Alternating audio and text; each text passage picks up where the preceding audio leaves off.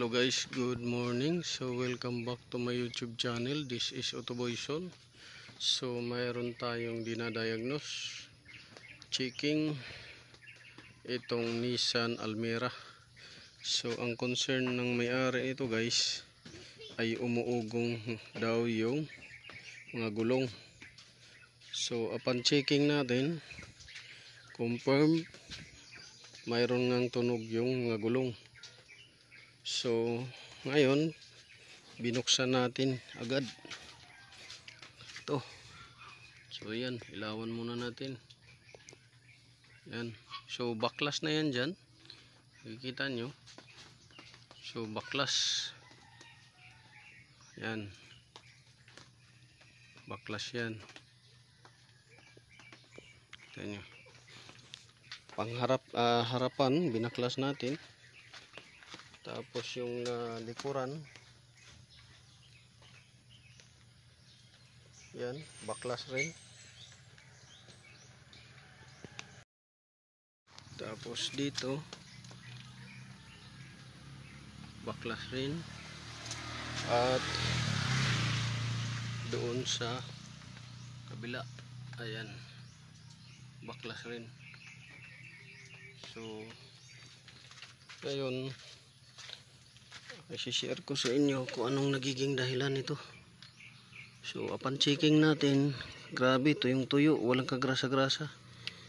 Kung nakikita ninyo dito, ito yung cup dito sa hub. So ito yung tuyo, walang grasa, at nagkaroon pa ng kalawang. Yan o.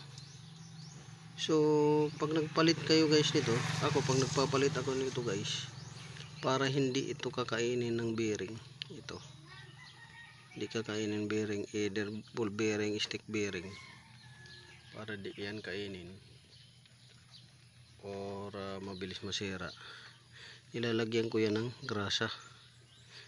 Pati yung bearing kahit na bago, niriripakan ko yan ng grasa dahil konti lang yung laman yan. So yan yung dahilan yan. Kasi pag umikot yung bearing, pagka walang lubrication, mabilis mag-init itong hub. Minsan ito iinit din to, ito. So hanggang sa maputol minsan yan, naka-experience na tayo dyan. Itong bearing na to ay sa right side. Ayan, right side yan. So tuyong-tuyo siya, kita nyo naman, walang ka langis-langis. Ito, walang ka langis-langis, tuyong-tuyo. So pag tuyong-tuyo, ang mangyayari, masisira yung cage. Unang maepektuhan yan cage, yung inuupuan ng bearing. Dahil yung inuupuan yan guys, hindi yan metal, plastic acetal yan. Yung plastic acetal, yan yung plastic na matagal mapudpud. Yan o. Pero dahil sa sobrang init, naluluto yan siya. Yan. Ito pang right side rear. Kita nyo. Ganyan lang yung grasa niya, no? Kaliit. Kita nyo yung grasa na yan. Ganyan lang ang naglubricate sa kanya. Kaya mabilis talaga masira ang bearing pagka din yung niripak. Kahit bago yan. Mayroon pa dito. Ito sa rear lip side. Yan. Rear lip side.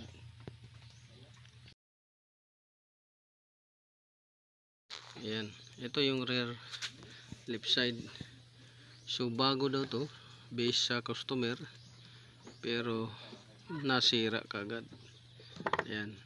Isipin nyo lang, ganyan lang ka dami yung grasa. Yan lang ang naglulubricate sa kanya. Yan, nasira din yan. Bakit nasira? Kinain niya ngayon yung spacer. Ito yung spacer. Yung spacer na to, dito yung nakalagay. Diyan nakalagay yan.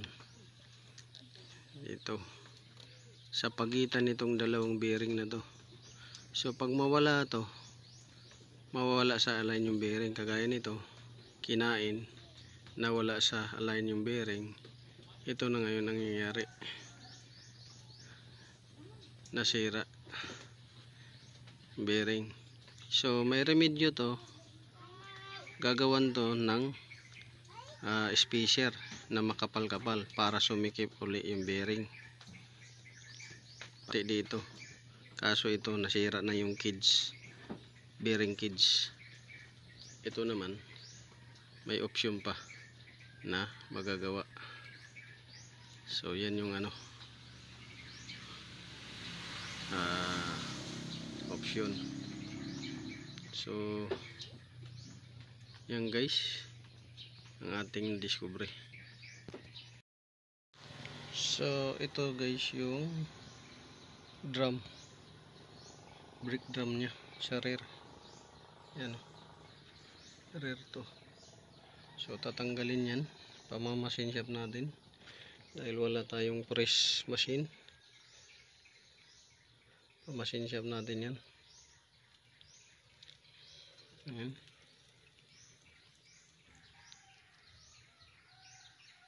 Pati ito. Yan, machine shop natin yan dahil hindi pa tayo nakagawa ng press machine, kaya dali natin sa machine shop. Ito yung bearing na pang front, ito naman yung rear. Paano mag lubricate nito? Nalulubricate ito, buksan nyo lang dito portion na to, cover lang yun, buksan nyo dyan.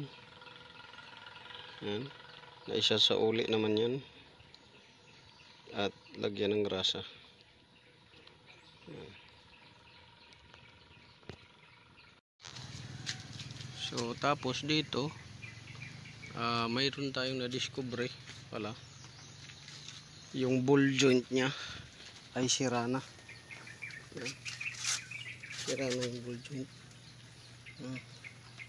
Yan, sira na. Yan yung ball joint nya, sira na. Doon sa left side nag-uumpisa na, pero dito grabe na siya, grabe. Left side okay pa, pero mayroon ng clearance dito, mayroon ng talaga siya, malaking clearance alog. Yan. Tapos yung makina may tagas din. Yan, nagbasa. Tagas yung makina.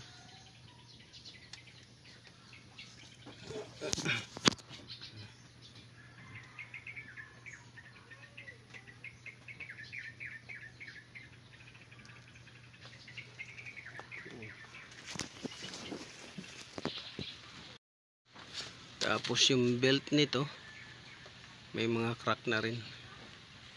So bali ang naidagdag dito belt tsaka ball joint.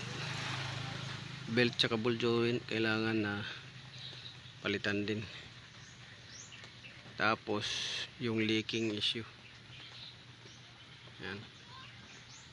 So yun lang guys, sana nakakuha kayo ng konting kaalaman dito sa binahagi nating video. Tapos ito kita nyo walang kagrasa-grasa to. So para sa may mga sasakyan, para maiwasan yung pagkasira ng mga bearing, magparipak kayo kahit na every 6 months. Paripak kayo o kaya every year. Kung hindi nyo kaya ng budget, repack lang naman yan, paripak nyo yan. Kasi pag repack kasama naman yan checking under chassis kung anong mga issue. Yan. Kasi ito dito kakayo rin yan ng bearing pagka nasira yung bearing. So yun, salamat at God bless.